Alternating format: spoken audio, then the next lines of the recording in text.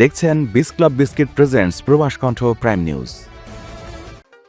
মালয়েশিয়ার পেরাক রাজ্যে 1 কেজি ওজনের 450 প্যাকেট ভর্তুকিযুক্ত ভোজ্য তেল অবৈধভাবে মজুত করার অভিযোগে এক বাংলাদেশি যুবককে গ্রেপ্তার করেছে দেশটির অভ্যন্তরীণ বাণিজ্য ও জীবনযাত্রার ব্যয় বিষয়ক মন্ত্রণালয়। গতকাল বেলা 11টার দিকে তেলু কিন্তান এলাকার একটি আবাসিক ভবনে অভিযান চালিয়ে এই বিপুল পরিমাণ তেল জব্দ করা হয়। পেরাক ক্যাপিটিনের পরিচালক দাতুক কামলুদ্দিন ইসমাইল এক বিবৃতিতে জানান, গত এক সপ্তাহ ধরে গোয়েন্দা নজরদারি চালানোর পর এই অভিযান পরিচালিত হয়। এই আবাসিক ভবনটি অবৈধ গুদাম হিসেবে ব্যবহৃত হচ্ছিল। মালয়েশিয়ায় থাকেন, আন্তর্জাতিক কর্মপরিবেশে স্মার্ট ও সফল ক্যারিয়ার করতে প্রস্তুত, তবে আপনাকেই খুঁজছে প্রাণ মালয়েশিয়া। সমগ্র মালয়েশিয়া জুড়ে বিভিন্ন পদে আপনি হতে পারেন আমাদের পরবর্তী টিম মেম্বার। আপডেটেড সিভি সহ হোয়াটসঅ্যাপ করুন এই নম্বরে।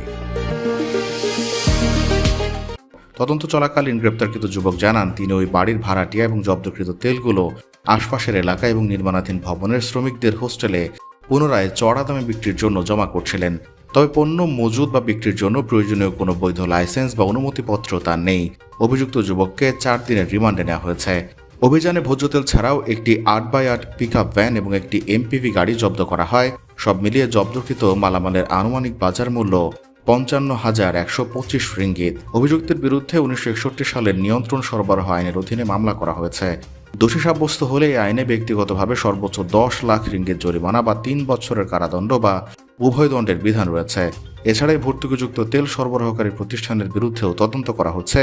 প্রমাণ পেলে তাদের লাইসেন্স বাতিল করা হতে পারে। সরকারি ভর্তুকির অপব্যবহার রোধ এবং এই ধরনের অবৈধ কর্মকাণ্ড রুখতে সাধারণ মানুষকে তথ্য দিয়ে সহায়তা করার আহ্বান জানিয়েছে কেপিডিএন।